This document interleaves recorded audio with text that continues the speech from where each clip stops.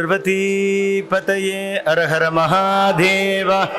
தென்னாடுடைய சிவனே போற்றி, எந்நாட்டவர்க்கும் இறைவா போற்றி.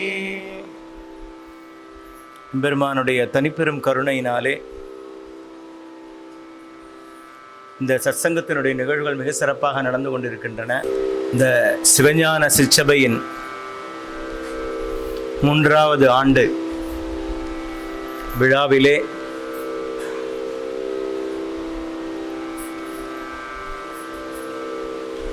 அடியேனையும் ஒரு பொருளாக்கி நாய்ச்சிவிகை ஏற்றுவித்த என்ற மணிவாசக பெருமானுடைய வாக்கு போல எனக்கு ஒன்றும் தெரியாது. அதுவும் ஒரு புது சப்ஜெக்டு. முதல்ல அப்போ தான் கேள்விப்படுறேன். அட்டாட்டக விக்கிரயிலை ஐயாவோட பாடல்னு சொல்லிட்டு இதை பற்றி பேசணும்னு ஐயா சொன்னாங்க. சரி, இதுவும் இறையருள் தான். ஏன்னா அப்போ கேட்கும்போது எனக்கு தெரியாது. அப்போ தான் சொல்கிறது வந்து சிவ பராக்கிரமத்தை பற்றி பேசுறது. இந்த சிவ பராக்கிரமம் அப்படிங்கிறது பரமேஸ்வரன் அடியார்கள் உய்யும் பொருட்டு என்ன லீலை புரிந்தார் அப்படிங்கிறத சொல்றது. ஒரு பாடல் தொகுப்பா எழுதி அதற்கு வந்து பலஸ்ருதி எழுதி அப்படி ஒரு பிரமாதமான ஒரு பாடல் தொகுப்பா இருந்தது. ரொம்ப அற்புதமான தொகுப்பு.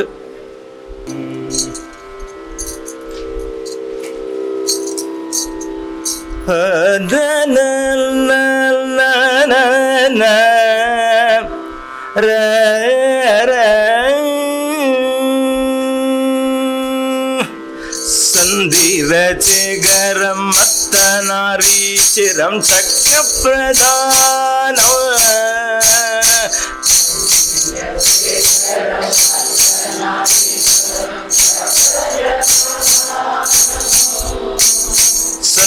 சந்திரசேகரம் மத்தனாரீச்சரம் சக்கர பிரதான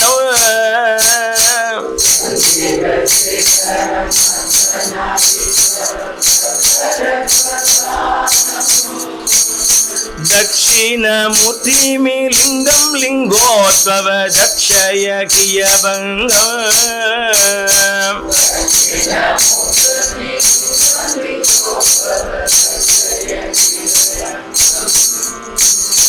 தட்சிணமூர்த்திமி லிங்கம் லிங்கோத்பவ தக்ஷய கியபங்கம்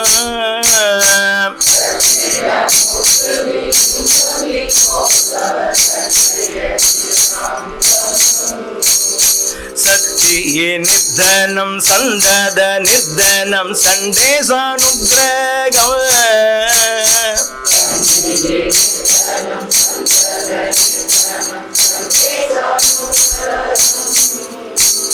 சந்தியே நிர்தனம் சந்தத நிர்தனம் சண்டேசானுக்ரகம்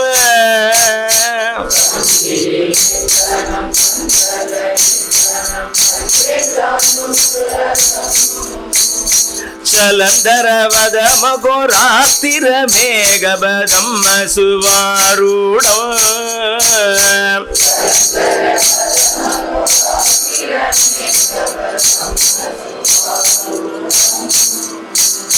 சலந்தரவத மகோராஸ்திர மேகபதம் சுவாரூடம்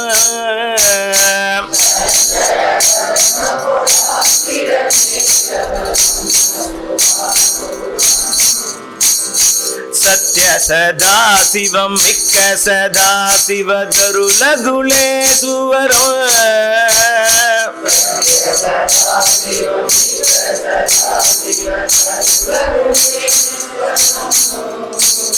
சத்ய சதா சிவம் மிக்க சதா சிவ தருலகுலே சுவரம்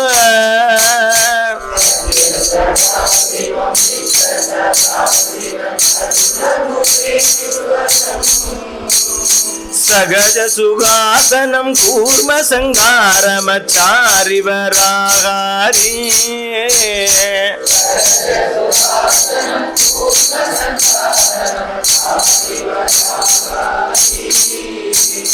சர்க்குரு முத்தமு மேசமு மாபதி ஜய புஜங்கத்ராசம்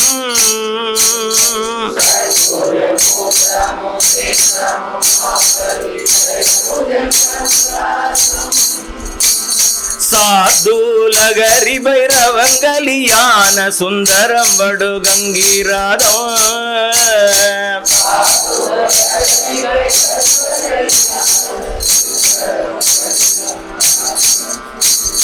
சுந்தர விருஷப உதி விஷாபகரண ஜுவராபக்னோ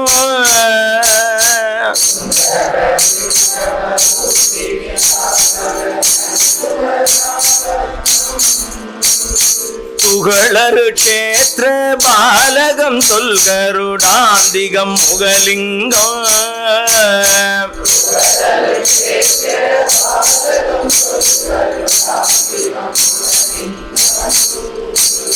துங்க கங்காதரம் கங்க விசர்ஜனம் சுசோப மாக்கண்டம்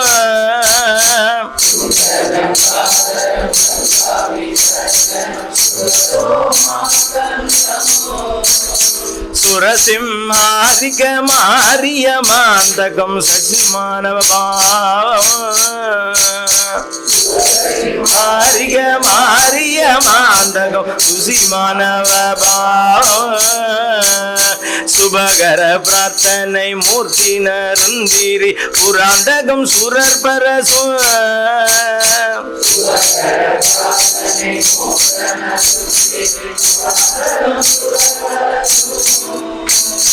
சுமுகங்களால் நமிரத்தபிஷை பிரதானமிருஞ்சுடரே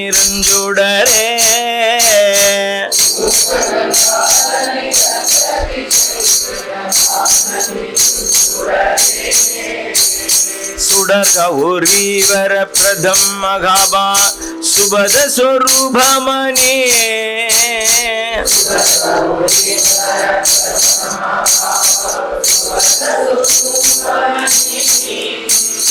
தோன்று பூஜங்களிடம் திஷபாந்திகம் தோமரு கஜயுக்தம் விதம் ரிஷபாந்திகம் தோமரு கஜயுக்தம் விந்தை விளம்பு கஜாந்திகம் வீணை தயங்கு தட்சிணாமூர்த்தம்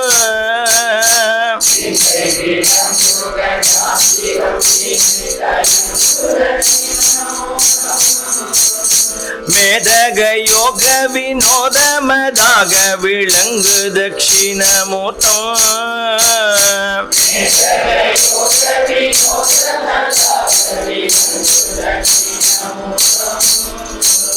விமல விக்ஷாடனம் கவலயுத்தாரணம் வேதகனம் புகழு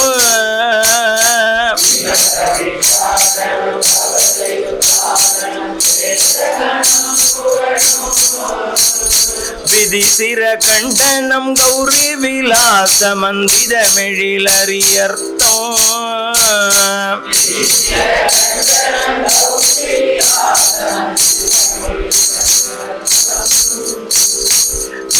வீரபத்திரந்திரி முத்தி முப்பாத மகாவேதாடி நடம் பாத மகாவேத வெறுவரு மேகபதந்திரியுருவாய் விளம்பரு 14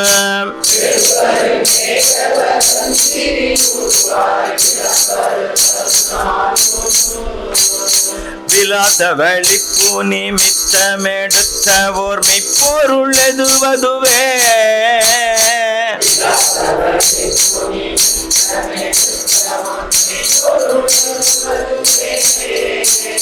விண்ணவர் மன்னவர் கண்ணவர் யாவரும் வீடருளாயனவே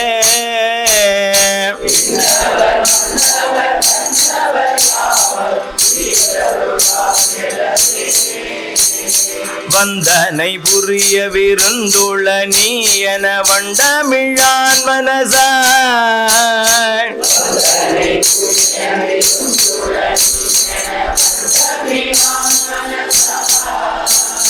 வாழ்த்தி வணங்கனை ஆளவே நிருதய மலரில் எழுந்தருளாய்.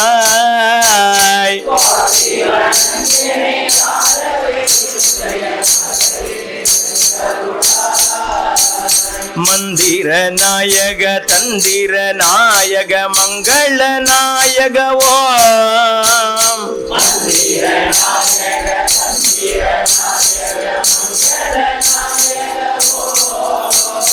மயதவரீசுர பரமபுசேசுர வசனம மாதீர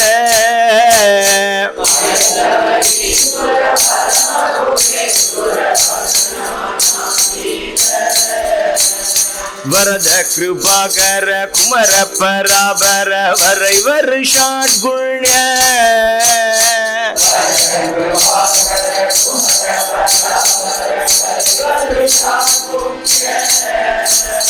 வஸ்துவன் அற்புத சத்திய வித்தக மரணமோடயனமிலா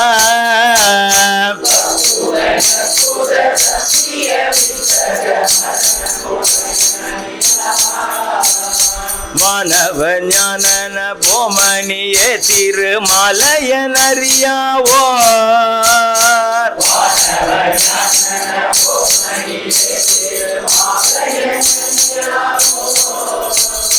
மாமலையின் பெயரான் குருநாதவன் மருடரு மாமுனியே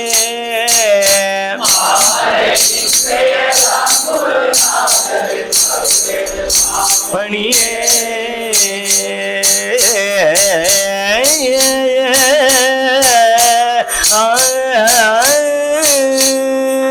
திருச்சிற்றம்பலம். இத எந்த ராகத்துல வேணாலும் பாடலாம். அப்படிங்கிறதுனால ராகம் ஸ்பெசிஃபிக்கா போடல. வீரத்தை குறிக்கிறது அப்படிங்கிறதுனால இந்த ராகத்தை பயன்படுத்தின. நீங்க நாளைக்கு நாதநாம கிரியால பாடணும்னாலும் பாடலாம்.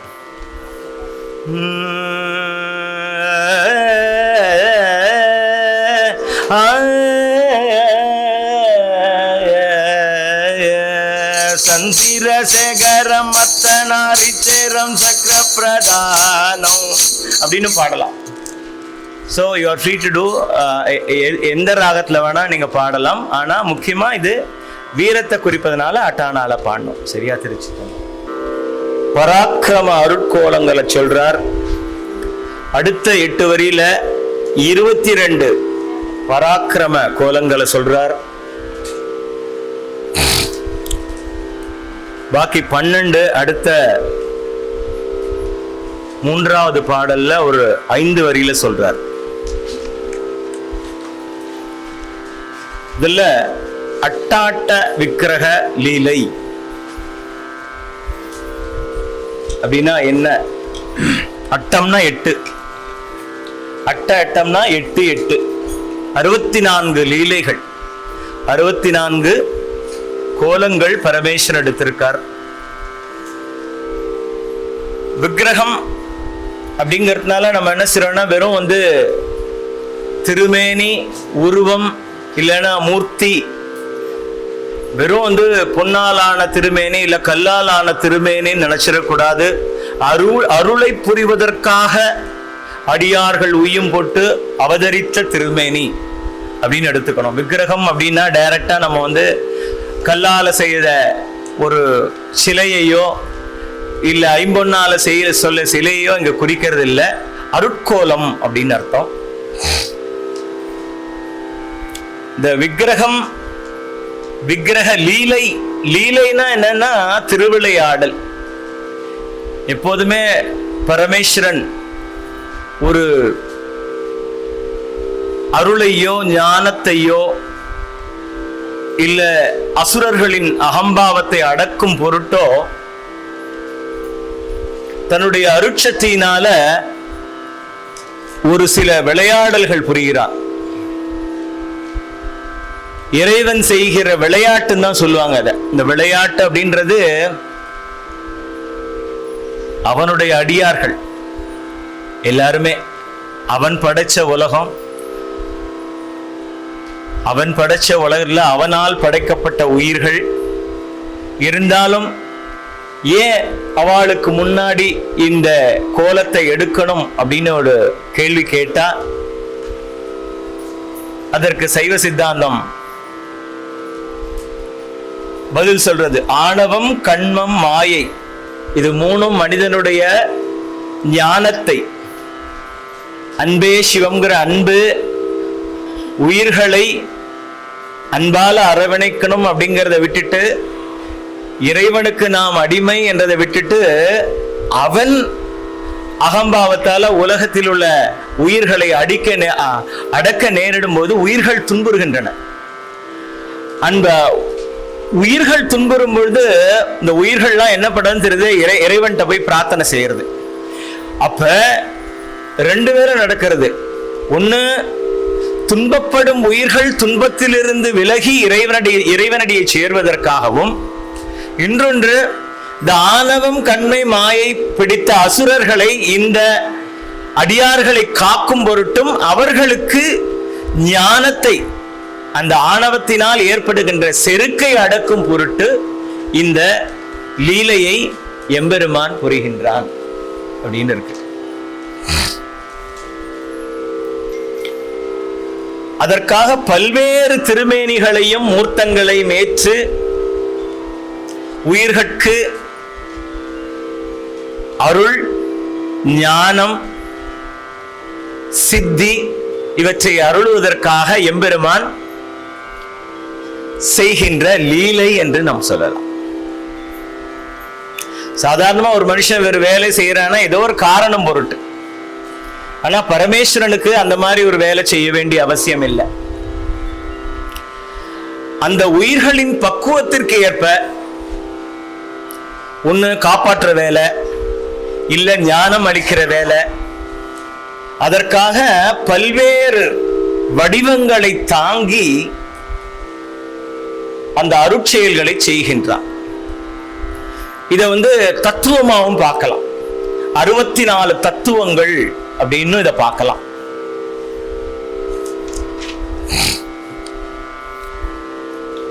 இப்ப ஒரு எக்ஸாம்பிள் சொல்லணும், அருள் எப்படி புரிகின்றான் அப்படின்னா, மார்க்கண்டேயனை காப்பதற்காக அவர் கொண்ட வேலம் காலசம்ஹார மூர்த்தி. திரிபுரங்களை அழிக்க அவர் எடுத்துக்கொண்ட கோலம் திரிபுராந்தக மூர்த்தி. காமத்தை வெல்லணும் அப்படிங்கிறது தான் பேசிக்கான ஒரு விஷயம். காமம்னா ஆசை. உலகத்தினுடைய ஆசை துறப்பதற்காகவே ஒரு ஞானம் நமக்கு வேணும். அந்த தத்துவத்தை உணர்த்துவதற்காக காமாந்தக மூர்த்தி அப்படின்னு ஒரு கோலத்தை எடுக்கிறார்.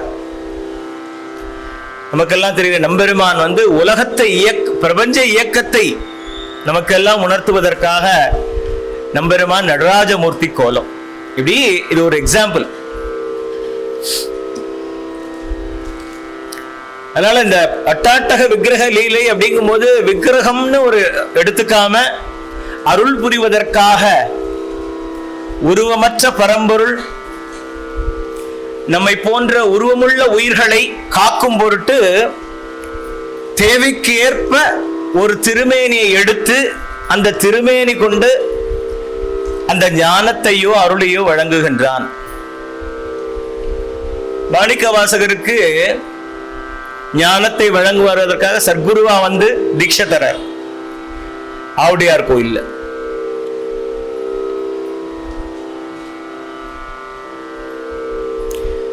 இந்த 64 தத்துவங்கள், 64 அருள், இதை என்ன சொல்லணும்னா 64 சிவஞானம் அப்படின்னு சொல்ல. 64 பரசிவ ஞானத்தை அருள்வது, பரசிவ தத்துவ ஞானம் அப்படிங்கிற மாதிரி பரசிவ ஞானத்தை வழங்குவதற்காக கொண்ட அருட்கோலம் அப்படின்னு சொல்லலாம். இந்த 64 8 8 64ங்கிறதுக்கே ஒரு ஆன்மீக சிறப்பு ஒண்ணு இருக்கு. இந்த 64 அப்படிங்கிற நம்பர் ஒரு பூர்ணத்துவம் அப்படின்னு சொல்லுவாங்க. இந்த பூர்ணத்துவத்தை குறிக்கின்ற எண்ணாக இது என்ன சொல்லுவாங்கன்னு கேட்டீங்கன்னா சேக்ரட் ஜியோமெட்ரின்னு சொல்லுவாங்க. இந்த சேக்ரட் ஜியோமெட்ரி அப்படிங்கிறதுல ஒரு பூர்ணத்துவம் அப்படிங்கிற ஒன்றை காட்டுகின்ற ஒரு நம்பர் சிம்பல் இந்த 64.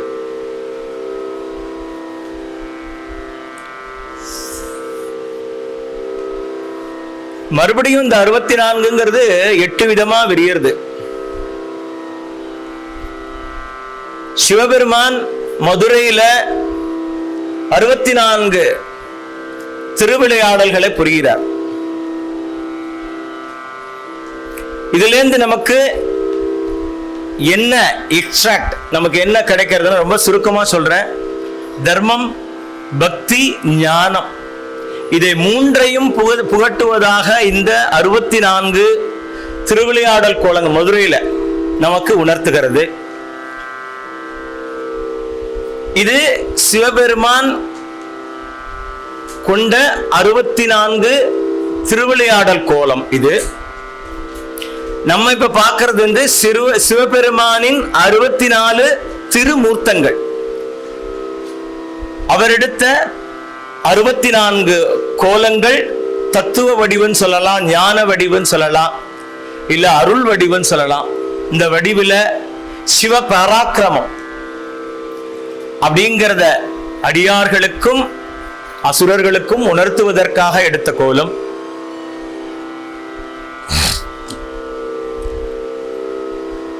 அதே போல நம்ம வாழ்க்கையில ஒரு மனிதன் வந்து பூர்ணன் ஆகணும் அப்படின்னா ஆயக்கலைகள் 64ன்னு சொல்லுவான். இந்த 64 ஏன் பூர்ணத்துவம் 64ன்னு சொன்னேன்னு கேட்டீங்கன்னா, இந்த 64 கலைகளையும் நாம் கற்று அதுல ஒரு எக்ஸ்பர்ட் இல்ல வித்வத்துவம் இருந்ததுன்னா மனிதன் பூர்ணத்துவம் அடைகிறான் அப்படின்னு இந்த ஆயக்கலை 64 பத்தி சொல்றாங்க. அதுல கல்வி, இசை, நடனம், ஓவியம், இலக்கியம், போர், இதுல என்னன்னு போராடுற போர்க்கலை, வாழ்க்கை நெறி, இப்படின்னு ஒரு 64 லிஸ்ட் போடுறாங்க.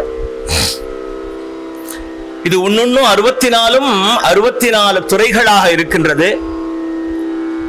இது வந்து மனித வாழ்வினுடைய முழுமையான வளர்ச்சி. அப்புறம் நம்ம அந்த பூர்ணத்துவம், அப்பா போதும் அப்படிங்கிற கண்டென்ட்மெண்ட் வந்து அந்த 64 கலைகள்ல நிறைவாயிடுத்துனா நமக்கு அந்த பூர்ணத்துவம் அப்படிங்கிற ஒரு கண்டென்ட்மெண்ட் நமக்கு வரும் அப்படிங்கிறது ஒரு செய்தி. 4வதாக அம்பாளுடைய சக்தத்துல வந்து 64 யோகினின்னு சொல்லுவாங்க. அது பல்வேறு சக்தி வடிவங்களை அம்பாள் எடுக்கிறா. அந்த வடிவங்களுக்கு வந்து 64 யோகினிகள் அப்படின்னு சொல்லி சாக்தம் ஸ்ரீவித்யா தந்திரத்துல இது ஒரு தந்திரம்னே சொல்லுவா. மார்க்கம் வந்து அந்த மார்க்கத்துல வந்து இந்த 64 யோகினிகள் அதை போற்றி பூஜை செய்தாக அந்த சாக்த பந்ததி நிறைவுறுது. அதுல ஒரு பூர்ணத்துவம் கிடைக்கிறது அப்படிங்கறத சொல்றது சாக்தம். அதுல அந்த 64 தந்திரங்கள் இருக்கு. தாந்திரிக் தான் சாஸ்திரம் வந்து சாக்தம் வந்து தாந்திரிக் மெத்தட், தந்திர வழி. அந்த 64 தந்திரங்கள் வந்து தந்திரம்னு சொல்றது என்னன்னு கேட்டா சக்தியை உபாசனை பண்ற முறைக்கு பேரு தந்திரம்னு பேரு. இந்த சக்தி உபாசனை 64 ரொம்ப பிராச்சீனமான மரபு வழியில வந்த ஒரு வழிபாட்டு முறை. அந்த வழிபாட்டு முறையை விளக்குகின்றதாக இந்த 64 தந்திரங்கள் இருக்கின்றன. இதுல வந்து பல்வேறு வழிமுறை, சிஸ்டம், பூஜை, வழிபாடு இதெல்லாம் இருக்கு.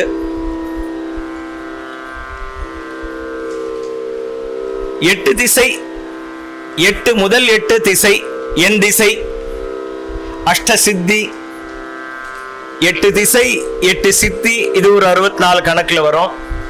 அஷ்டமூர்த்தி, அஷ்டலக்ஷ்மி, இது ரெண்டும் ஒரு 64 கணக்குல வரும்.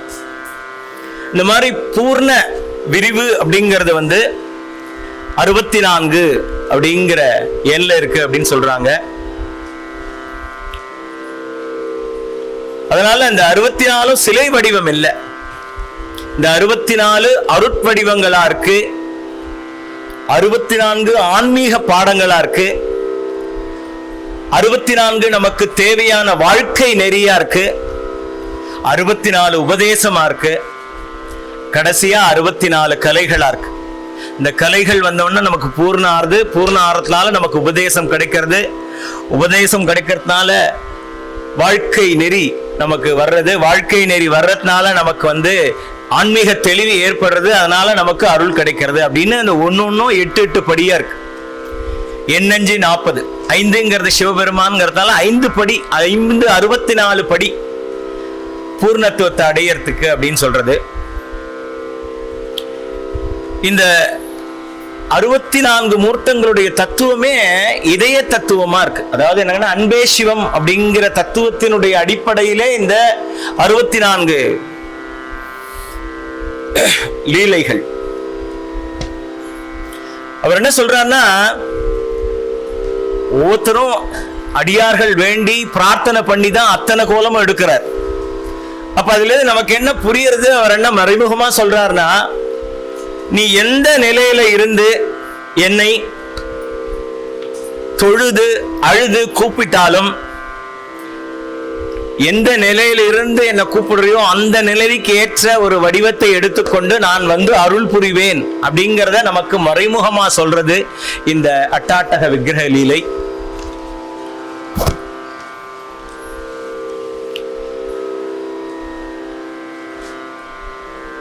ஆகம ரீதியா சிற்பசாஸ்திர ரீதியா இந்த 64 லீலைகளையும் விளக்கலாம். அதுல வந்து ஒரு திருக்கோலத்தினுடைய அமைப்பு எப்படி இருக்கணும், உருவம் எப்படி இருக்கணும், கரங்கள் எப்படி இருக்கணும், ஆயுதங்கள் என்ன இருக்கணும், வாகனங்கள் என்ன இருக்கணும், இதை பற்றி பேசுறது ஆகமம். புராண நிகழ்வு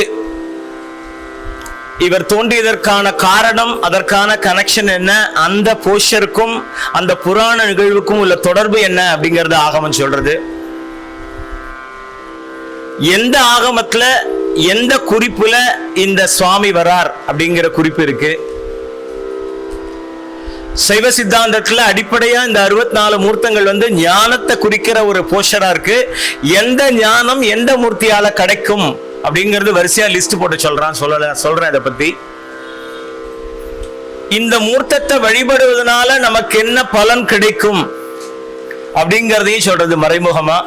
ஏன்னா அவ ஒரு குறிப்பிட்ட காரணத்துக்காக வழிபட்டு அந்த பலனை அடைஞ்சதுனால எந்த மூர்த்தியை வழிபட்டா என்ன, எல்லா மூர்த்திக்கும் ஒரு வேண்டி பிரார்த்தனை செய்யறதுக்கு ஒரு பலஸ்ருதி இருக்கு. அந்த பலஸ்ருதியை சொல்றதாக அமைகிறது இந்த பாடல்.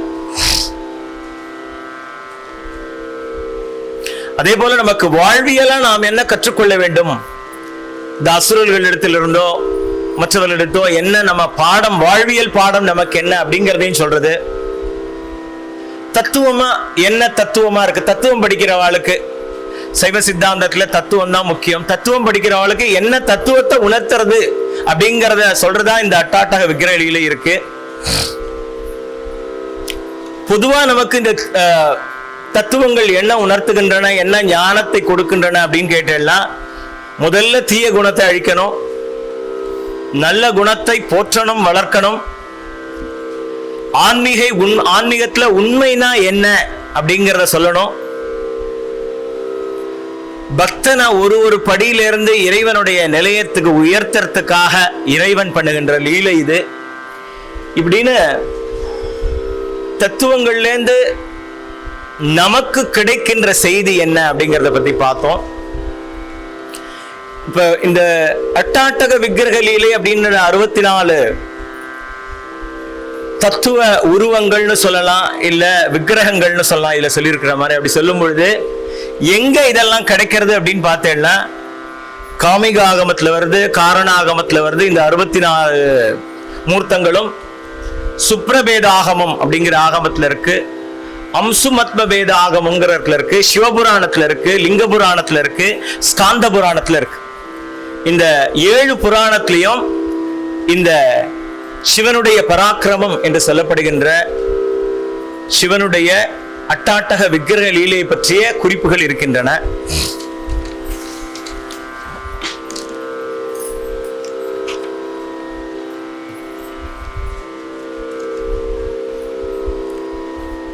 இப்ப ஒரு மூர்த்தமும் நமக்கு ஒரு தத்துவத்தை சொல்றது அப்படின்னா, ஒரு லிங்கமூர்த்தி, லிங்கம் அப்படின்னு எடுத்துட்டேன்னா இறைவன் அருவும் உருவும் கடந்த ஒரு நிலை அப்படிங்கிறத உணர்த்துவதற்காக.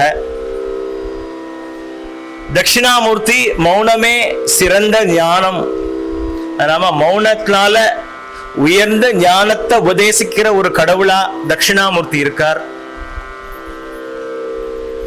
பிக்ஷாடனர் உலக பற்றிலிருந்து நம்ம எல்லாம் போகணும். கீழ் நிலையில இருந்து கையேந்தனும் அப்படிங்கிற ஒரு, எந்த ஒரு நிலையில இருந்தாலும் நம்ம கீழே இருந்து ஒரு ஞானத்தை பெற கையேந்தனும் அப்படின்னு சொல்றது பிக்ஷாடனர் ரூபம்.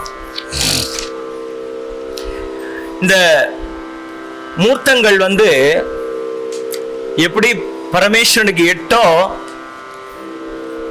8 பிரிவுல இருக்கு இந்த மூர்த்தங்கள்.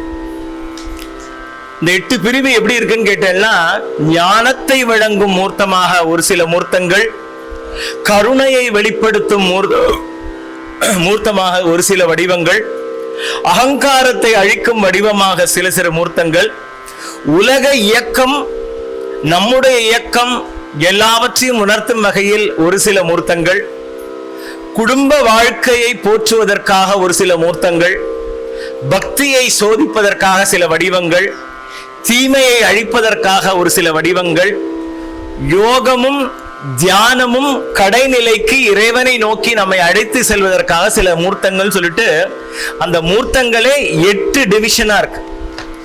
இப்ப முதல்ல ஒரு எக்ஸாம்பிள் பார்த்தோம்னா, ஞானத்தை வழங்கும் மூர்த்தங்கள்ங்கிறது தட்சிணாமூர்த்தி, ஞானமூர்த்தி, யோக தட்சிணாமூர்த்தி. கருணை திருநீலகண்டர் விஷத்தை உலகம் உய்யும் பொருட்டு தானே சாப்பிட்டார். அப்படின்னா என்னன்னா கருணை, உயிர்கள் மேலுள்ள கருணையினால சுவாமி திருநீலகண்டரா அவதாரம் பண்றார். கங்காதரர் கங்கையில தரிச்சென்றிருக்கார். சந்திரசேகரர் சோமாஸ்கந்தர் அப்படின்னு சொல்லலாம். அகங்கார எழுப்பதற்கு பைரவ மூர்த்தம், வீரபத்ர மூர்த்தம், காமாந்தகர், திரிபுராந்தகர் அப்படிங்கிற மூர்த்தத்தை எடுக்கிறார். உலக இயக்கத்தை உணர்த்துவதற்காக நடராஜர் லிங்கோத்பவர், லிங்கமூர்த்தி அப்படிங்கிற வடிவத்தை எடுக்கிறார். குடும்ப வாழ்க்கையை போற்றுவதற்காக உமா மகேஸ்வரர், சோமாஸ்கந்தர், குடும்பமா உட்கார்ந்துருப்பா, சுவாமி, அம்பாள், முருகப்பெருமான் எல்லாரும். அப்படி அர்த்தநாரீஸ்வரர், குடும்பத்துல ஆண் பெண்ணுமா வாழணுங்கிற தத்துவத்தை உணர்த்துவதற்காக அர்த்தநாரீஸ்வரர். ஆண் பெண் சேர்க்கையிலால பாதி பெண்ணாகவும் பாதி ஆணாகவும் ஒரு மனிதன் இருக்கான்றதை காட்டுவதற்காகவும், சக்தி இல்லையேல் சிவம் இல்லை, சிவம் இல்லையேல் சக்தி இல்லை அப்படின்னு சொல்றதுக்காகவும் நமக்கு அர்த்தநாரீஸ்வரர் வடிவம். பக்தியை சோதிப்பதற்காக பிக்ஷாடனர் வடிவம். தாரகாவனத்து முனிவர்கள்லாம் ரொம்ப அகம்பாவத்துல இருக்கிறதுனால பிக்ஷாடனர் அவளோட சம்சாரம் எல்லாம் அவளோட போயிடுறா அப்படி. அப்படி ஒரு பக்தியை சோதிப்பதற்காக இந்த வடிவங்கள். தீமையை அழிப்பதற்காக கஜசம்ஹாரர், சரபேஸ்வரர், காலசம்ஹார மூர்த்தி அப்படிங்கிற வடிவங்கள். யோகத்தையும் தியானத்தையும் கடைசியில உணர்த்தி அதன் மூலம் இறைவனை அடைவது அப்படிங்கிறத உணர்த்துவதற்காக யோகீஸ்வரர் அப்படிங்கிற மூர்த்தி. இப்படி இவை எல்லாம் தேவைகளுக்கு ஏற்ப இறைவன் எடுக்கின்ற அருட்கோலம். ஞானம், கருணை, அகங்காரம், இயக்கம், குடும்பம், பக்தி, தீமை, யோகம் இவற்றை விளக்குவதாக 8 தத்துவங்கள் 8 மூர்த்தியாக 8 × 8 64 மூர்த்தங்களாக உள்ளன.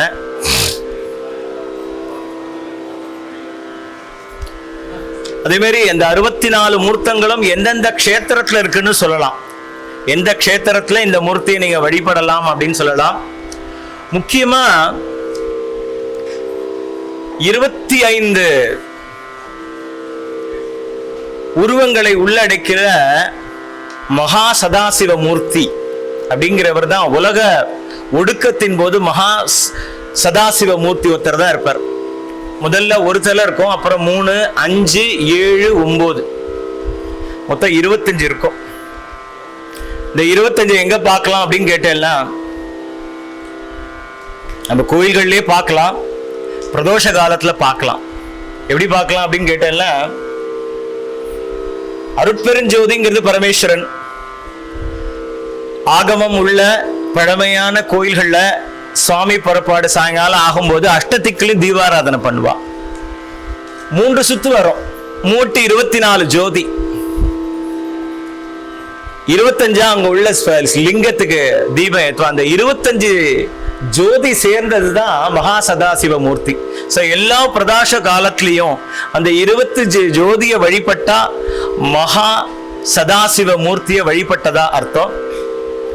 அதற்கு நிறைய சொல்லலாம். 16 கலை, அப்புறம் 8, அப்புறம் 1 அப்படிங்கிற மாதிரி இருக்கு. 16 பெற்று பெருவாழ்வு வாழ்க அப்படின்னு சொல்லுவா இல்லையா? 16, அதாவது 9, 7, 16. கீழேந்து போகும்போது 9, 7, 16. அடுத்தது 5, 3, 8. அடுத்தது 1. அப்படி ஒரு விளக்கம் இருக்கு. மேலேந்து கீழே வரும்போது சதாசிவன், கீழே வரும்பொழுது பிரம்மா விஷ்ணு சிவன், அப்புறம் 5 லேயர் 5 தொழில், பரமேஸ்வருடைய 5 தொழில். அப்புறம் 7 வரும்போது இந்த சப்த ரிஷிகள், சப்த கன்னியர் அப்படிங்கிற ஒரு தோற்றம். அது மாதிரி நவ கன்னிகைகள், நவ கிரகங்கள் அப்படின்னு சொல்லிட்டு அந்த ஸ்ட்ரக்சரை இது பண்ணுவா. இது எல்லாம் சேர்ந்த மூர்த்தம் மகா சதாசிவ மூர்த்தம் அப்படிங்கிறது ரொம்ப இருக்கிறதுலே 64 மூர்த்தங்களே ரொம்ப சிறப்பாக போற்ற வேண்டிய மூர்த்தம் சதாசிவ மூர்த்தம் அப்படின்னு அந்த ஒண்ணு மட்டும் சொல்லிண்டு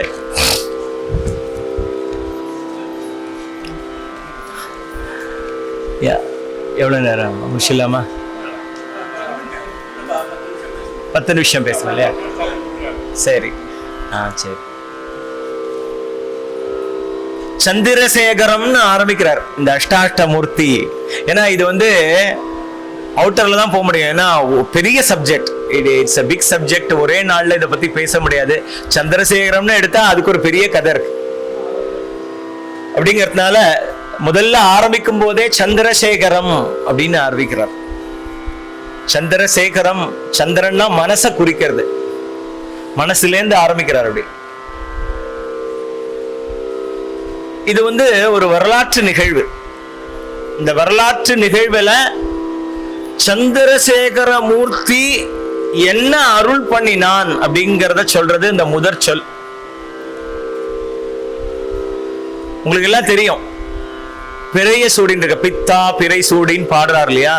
பிறையை சூடி இருக்கின்ற மூர்த்தி ஏன் சூடினார் அப்படின்னு ஒரு கேள்வி இல்லையா? அந்த கேள்விக்கான பதில இந்த சந்திரசேகரம் அப்படிங்கிற ஒரு தத்துவம், ஒரு அருட்கோலம் நமக்கெல்லாம் சொல்றது. தக்ஷன் சொல்லுவா, தக்கன்னு சொல்லுவா, தமிழ்ல தக்ஷன்னு சொல்லுவாங்க. அவருடைய குழந்தைகள் 27. இந்த 27ஐயும் சந்திரன் மணக்கிறார்.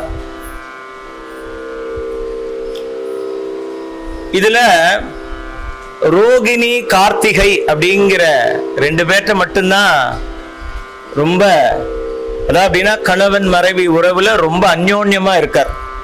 மற்ற பாக்கி 25 பேரை சீன்றதில்லை. அதனால சினம் கொண்ட தக்ஷன் என்ன சொல்றான் அப்படின்னு கேட்டீங்கன்னா, ஒரு சாபம் விட்டுறலாம். ஒவ்வொரு கலையாக குறைந்து முடிய கடவாயாக அப்படின்னு சொல்லி சாபம் விடுறான். எல்லாத்தையும் போய் கெஞ்சுறான் சந்திரன். ஒவ்வொருத்தர் காலையா பிரம்மா விஷ்ணு ருது எல்லார் காலையும் வேற, யாரும்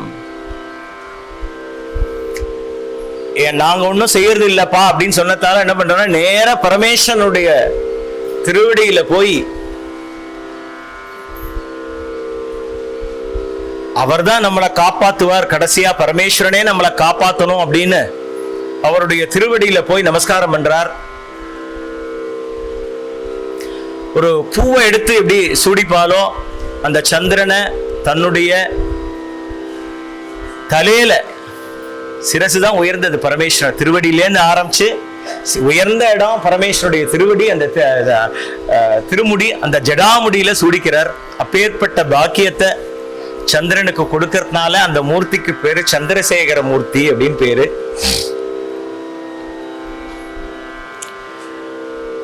சந்திரன்கிறது மனசு.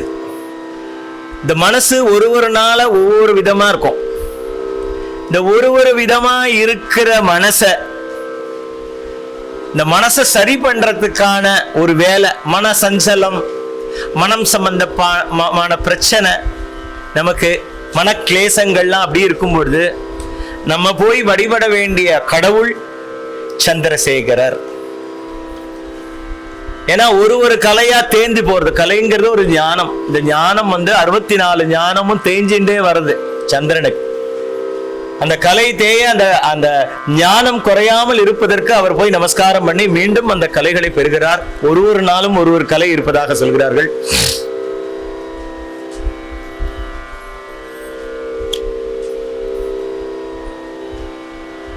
பிறப்பு இறப்பு அப்படின்னு கேட்டீங்கன்னா, அமாவாசையிலேருந்து ஆரம்பிச்சு பௌர்ணமி இல்லையா, பிறப்பிலிருந்து இறப்பு, இருளிலிருந்து ஒளி,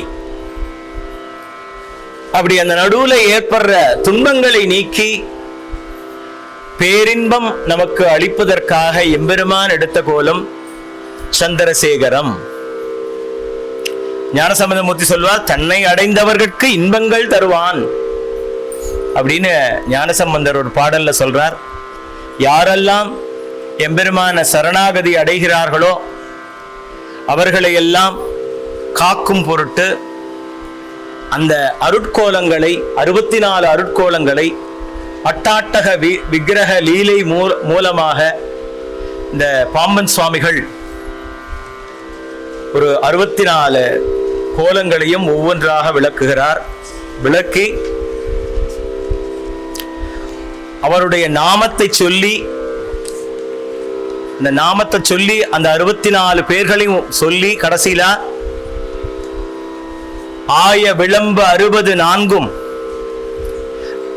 விலாச வலிப்பு நிமித்தம் எடுத்த மெய்ப்பொருள் எது அதுவே விண்ணவர் மன்னவர் கண்ணவர் யாவரும் வீடருளாய் எனவே அப்படிங்கிறார்.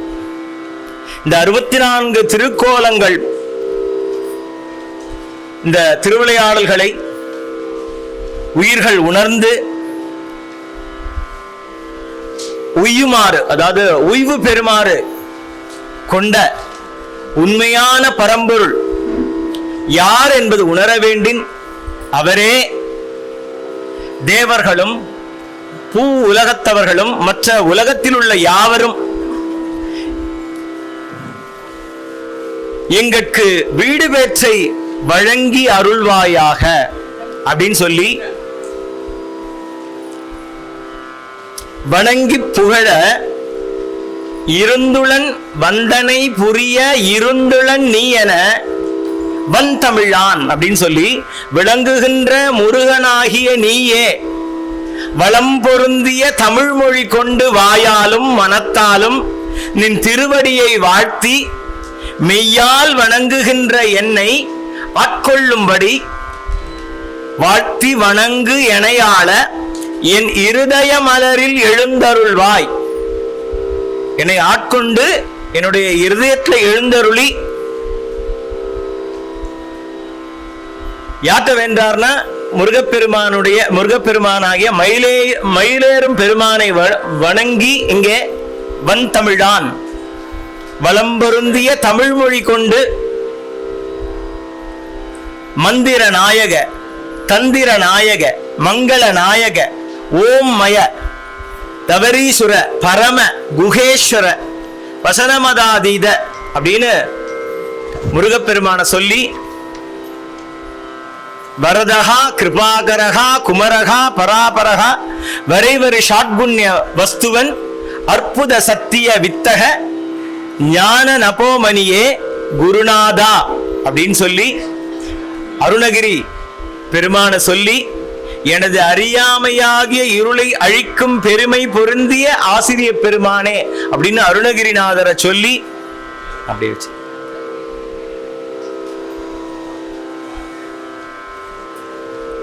வரத அப்படின்னா வேண்டுவோர் வேண்டுவதை வழங்கும் வள்ளலே, கிருபாகரன அருளே உருவமானவனே, குமர என்றனா என்றும் இளையோனே, பராபர பொருளே, எல்லையற்று 6 குணங்களையுடைய பகவான் எனப்படும் முருகப்பெருமானே, சச்சிதானந்த பெருமானே, பிறப்பு இறப்பு இல்லாத தெய்வமே, சிதாகாசத்தில் விளங்கும் குஹா ஆகாயத்தில் விளங்கும் மாணிக்கமே அப்படின்னு சொல்லி இந்த வரிசையை அடுக்கி அருள் புரிவாயாக அப்படின்னு சொல்லி இந்த பாடலை நிறைவேற்றுறார். ரொம்ப டீட்டெயிலா பேசணும், ரொம்ப குறைவான நேரம் இருக்கிறதுனால முதல் ஒரு சொல்லிட்டு கடைசி சொல்லி முடிச்சிருக்கேன். மற்றொரு சந்தர்ப்பத்தில் இதை விரிவா சிந்திப்போம். இந்த ஒரு பதிக பாடலை தொடரத்துக்கே பெரிய புண்ணியம் பண்ணியிருக்கணும். நமக்கெல்லாம் அந்த வாய்ப்பை அளித்த ஐயா அவர்களுக்கு நன்றியை சொல்லி மீண்டும் இந்த சித்ஞான சிற்சபை அடியார் பெருமக்கள் அனைவருக்கும் இந்த வாய்ப்பினை அளித்த அடியார் பெருமக்கள் அனைவருக்கும் திருவடியை வழங்கி நமஸ்கரிக்கின்றேன். அதே போல இங்கு வந்து இந்த சிறிய சிந்தனை அட்டாட்டக விக்கிரக லீலை என்ற சிறிய சிந்தனை ஓட்டத்தை கேட்ட அடியார் பெருமக்கள் அனைவரும்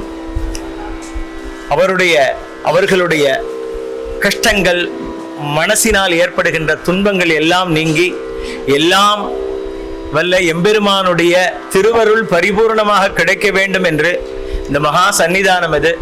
இந்த மகா சன்னிதானத்தில் ஏதோ ஒரு சில வார்த்தைகள் கூறுவதற்கு அருள் புரிந்த எம்பெருமான் பரம கிருபாநிதி அருணகிரிநாதர் திருவடிகளை போற்றி இந்த சிற்றுரையை நிறைவு செய்கிறேன். திருச்சிற்றம்பலம். திருநாடுடைய சிவனே போற்றி, நாட்டவர்க்கும் இறைவா போற்றி, வெற்றிவேல் முருகனுக்கு அரகரோஹரா. திருச்சிற்றம்பலம். சிவசிதம்பர பிரம்மைவ சத்யம். ஓம் நமஸ்காரம். சிற்றம்பலம். ஐயாவோட சொற்பொழிவை கேட்டோம். ஐயா என்ன சொன்னாங்க? ஆரம்பிக்கும் போது ஒண்ணுமே தெரியாது. நாங்க யார் சொன்னது? நான் சொல்லல, இந்த ஐயா சொன்னாங்க. அப்போ ஒண்ணுமே தெரியாதவங்கிட்ட நம்மள தெரிஞ்சுக்கணும். ஒண்ணும் தெரியாதவங்க யாரும் இல்லை. அப்போ ஒண்ணுமே தெரியாதுன்னு சொல்லிட்டு எத்தனை சொன்னாங்க அப்படின்னு பார்த்தப்போ இந்த நிகழ்ச்சியில் என்ன சிறப்பு, அது உள்ள போலாமா? அதாவது நான் முதல்ல ஆரம்பத்திலே சொல்லிட்டேன், இது இந்த மணி ஐயர் என்ற ஆறு ஒரு கங்கை ஆறுன்னு சொன்னேன். கங்கை எங்கிருந்து வந்து ஆரம்பத்திலே பிடிச்சிட்டேன். இவர் எங்கிருந்து கொண்டு வர போறார் சப்ஜெக்ட அப்படின்னு சொல்லும்போது, கங்கை எங்கிருந்து வந்ததோ அது எங்க போவோம் எப்படி போவோம் அதுக்கே தெரியாது, இறங்கிச்சு. ஆனா போய் சேருது. அப்படி இருக்கும்போது இந்த ஐயா ஒன்றும் தெரியாதுன்னு சொல்லிட்டு ஆரம்பிச்சாரு. அப்புறம் என்ன சொன்னாரு? அட்டாண்டக வீரட்டலினாரு. எடுக்கும்போதே அந்த அட்டாண்டக வீரட்டையை பொறுத்தும்போது வீரட்டத்தை பற்றி நம்ம திருவாசகத்திலையும் அருமையா சொல்லியிருக்காங்க. திருவாசகர் கூட அந்த 8 லீலையை பற்றி அருமையா சொல்லியிருக்காங்க. அதுக்கப்புறம் விளக்கெல்லாம் ஐயா சொல்லிட்டாங்க.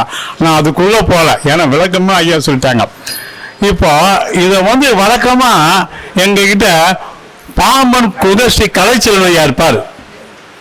கலைச்செல்வன் ஐயா ஒருத்தரை வாழ்த்தும் போது இந்த 64 இதையும் சொல்லிதான் வாழ்த்துவாரு. ஐயா இருக்காரு, குவாரம் ஐயா இருக்காரு, நல்லா தெரியும். ராதாகிருஷ்ணன் ஐயா இருக்காரு, நல்லா தெரியும். நம்ம சுந்தரமுத்து ஐயா இருக்காரு, சாமி இருக்காரு, நம்ம வெள்ளச்சாமியா இருக்காங்க. அந்த கலைச்செல்வன் ஐயா அவர் வந்து பாம்பன் சாமிகிட்டே இருந்தவர், அருமையா இருந்தவர். ஒவ்வொருத்தரையும் வாழ்த்தி நிறைவு செய்யும் போது இந்த இதுதான் சொல்லுவார். அதுதான் பாம்பன் சாமிகளை ஒருத்தர் அட்டாங்க ஈரட்டலையிலேயே ஐயா வந்து எப்படி சொன்னார்னா ரொம்ப அருமையா சொன்னாரு. அதை எப்படி சொன்னாரு அதையும் பார்க்கிறோம். அவர் வந்து வாழ்த்திட்டு போயிடுவார். 64 முத்துனர் ஐயா திடீர்னு பித்துக்குடி முருகாசு ஆயிட்டாரு. நான் அறியும் 100 மலை நான் அறிவேன் சாமி மலைன்னு சொல்லிட்டு நான் சொல்றேன் எல்லாரும் பாடுங்கன்னாரு. ஒரு இந்த காலத்துல வந்து பித்துக்குடி முருகதாஸ் நமக்கு பொங்கிய மாடாலயத்துல மணியேறு முருகதாசனுக்கு ஐயா ஜோரோ கைத்தல் இருக்காரு.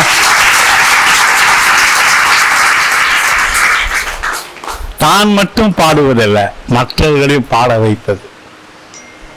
அதைத்தான் பெங்களூர் ரமணியம்மா செஞ்சாங்க, அதைத்தான் பித்துக்குடி முருகதாஸ் ஐயாவும் செஞ்சாங்க. பாடியாரையா குழந்தைங்களை வச்சு செஞ்சாரு. பின்னால ஒரு மலை ஒண்ணு வரப்போகுது, அதையும் பார்க்கத்தான் போறான். அதுக்கப்புறம் சொன்னாரு, என்னென்ன சொன்னாரு, இந்த பாட்டு எப்படிங்க பாடலாம், இது வீரட்டதனால நம்ம அடான ராகத்துல பாடணும், நாம கிரியாலும் பாடலாம், ஆனா அடான ராகமே சிறந்தது என்று ஒரு கருத்தை பதிவு பண்ணாங்க. உண்மையிலேயே வரவேற்கத்தக்க கருத்து. இதை இந்த ராகத்துல பாடினாதான் அது அது அப்படி எப்படி அமையும். அப்போ சரியானதா இருக்குன்னா சரியானது தவறான ஒண்ணு இருந்தாதான் சரியா புரிஞ்சிக்க முடியும். அப்ப சரியானது எது? அடான ராகம். அங்க கொண்டு போய் நாம கிரியா கருத்தா வச்சோம்னா அது தப்பாகும். அப்போ சரியானதை சரியான இடத்தில் சரியாக இருக்க வேண்டுமா, தவறான ஒன்று இருந்தால்தான் சரியான இருக்க முடியும். அப்போ இதை எங்கே பாடணும், அரான ராகத்தில் பாடினா நல்லா இருக்குன்னு சொல்லி ஒரு மிக சிறந்த ஒரு கருத்து மட்டும் இல்லாமல் ஒரு இலக்கியவாதி மட்டும் இல்லாமல் ஆன்மீகவாதி. ஆன்மீகத்தை உள்ள நுழைஞ்சாதான் ஐயா சொன்னாங்க, சைவ சித்தாந்தம் சொன்னாங்க, ஆணவம் கண்மம் மாயேனாங்க. நமக்கு சைவ சித்தாந்த முக்கொள்கையை என்ன சொல்றாங்க, பதி பசு பாசம். இந்த பதி பசு பாசம் என்பது என்றையுமே நிலையானது என்று மனாதின்னு சொன்னாங்க. இப்போ இந்த அனாதியை கூட்டினவர் யாரு, அனாதி எப்படி விடுப்பாரு அப்படின்றப்போ ஐயா உரைய சொல்லும் போது, நமக்கு இவ்வளவு கஷ்டங்கள்லாம் இருக்கு, இந்த கஷ்டங்கள்லாம் நீங்கன்னா இதெல்லாம் படிங்க அப்படின்னாரு. படிச்சாரு நமக்கு ஏது கஷ்டம், படிச்சாலே கஷ்டம் கிடையாது. கஷ்டம் என்பது என்ன, நம்ம கடையில போய் ஐயா 4 ரூபாய் கொடுங்க, எனக்கு கஷ்டம் கொடுங்க, எனக்கு 10 ரூபாய் தரேன், எனக்கு மகிழ்ச்சி கொடுங்க கேட்க முடியாது. ஆனா இந்த மனசுல சொல்லும் போது, நிறைவு பண்ணும்போது இருதய தாமரையில அவனை ஏத்திக்கிறோம். அந்த இருதய தாமரையில அவன் உட்கார்ந்து சொல்லிட்டு அவன் பாடுற நான் உள்ளுக்குடிக்கு பாடும்போது அதுதாயா ஆனந்தம், அதுதாயா அருள், அதுதாயா மகிழ்ச்சி, அதுதாயா தெளிவு, அதுதாயா குரு, அதுதாயா ஞானம், அதுதாயா முக்தி, அதுதாயா செல்வம், அதுதாயா வீடு பேரு என்ற அளவுல அருமையா சொல்லி முடிச்சாங்கன்னு சொல்லிட்டு ஐயாவுக்கு அடியேன் ஐயா சொல்லியிருக்காங்க, ஒரு ஆடையை போற்றுமாறு அதை போற்றுகின்றேன், ஐயா ஏற்றுக்கொள்ளுமாறு கேட்டுக்கொள்கின்றேன். சிவாய நம, சிவாய நம.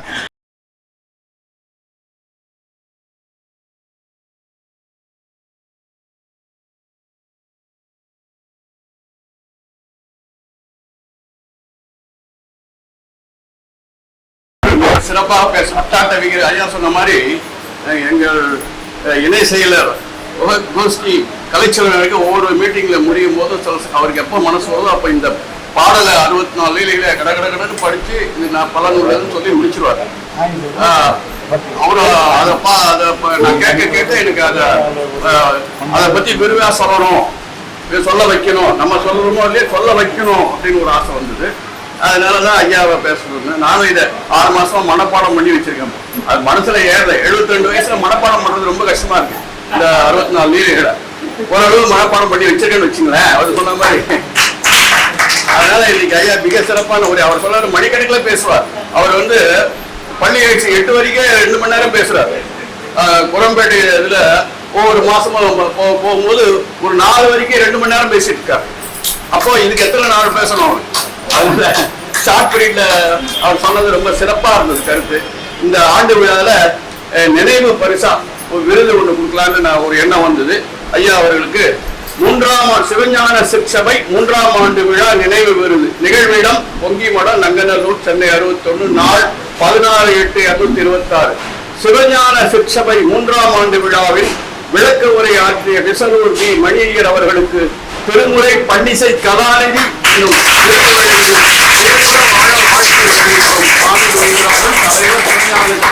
சபை நிர்வாகி சென்னை 691 அவர்களுக்கு இந்த விருது.